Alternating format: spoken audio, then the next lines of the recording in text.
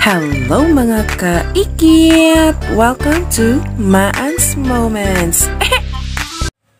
So, naimbang aldaw tayo manan mga kaikit. Yes, mga kaikit, for today's video, ang lulutuin natin ay dinengdeng ti Ilocano pero our version mga kaikit. So, ayan nga, merong nagbigay sa aming mga kaikit ng ugot ti utong, sabong karabasa, and then utong mga kaikit. Bali yung kumpare ni father ko ang nagbigay mga kaikit. So, sinimulan naman ng kutulan ni mother yung mga dahon-dahon ng utong or sitaw sa Tagalog mga kaikit. So, kinakain din yan talaga mga kaikit. And after nun, nung na-prepare niya na mga kaikit yung mga gulay, ay ginisa ko na rin yung bawang. So, syempre, as usual mga kaikit, ay igigisa natin ang bawang. Next naman yung sibuyas. Kailangan yan.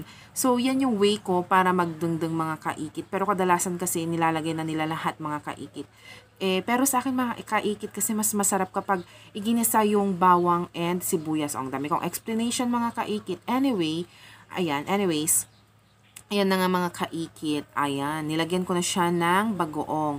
Siyempre, igigisa pa rin natin ang bagoong mga kaikit. Nakadepende pa rin yan sa alat na gusto ninyo. At 3 aklo ang inilagay ko dyan mga kaikit. Afterwards, ay ilalagay naman natin yung kamatis. And as usual, ay igigisa nating maigi hanggang sa lumutay ang ating kamatis. Niridis-ridis ko din yan mga kaikit. So, ayan. Next one mga kaikit ay lalagyan ulit natin siya ng water. Of course, kailangan natin ng sabaw sa ating dinengdeng. And next ay lalagay naman na natin yung utong or sitaw and then ugot ng utong or talbos ng sitaw. And lastly mga kaikit is yung sabong ti karabasa or flower of the squash. Basta ganun mga kaikit, sabong karabasa ata.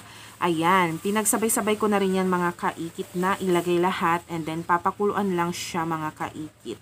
So, tignan nyo siya, tansyahin nyo siya kung medyo naluto na yung sitaw niya mga kaikit. So, kapag medyo 70 or 80% na naluto na yung sitaw mga kaikit ay ibaliktad nyo na siya mga kaikit para magpantay-pantay lahat yung luto ng mga gulay. And ayan, dinagdagan ko siya ng pampaasim na naman mga kaikit na sinigang mix. Oo.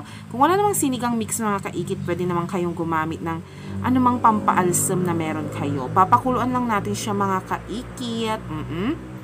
And then, mga kaikit, kapag okay na, ayan na ang ating dinengdeng Maan's Moments version. Oo, mga kaikit, yan lang, ma-share ko lang kanya yung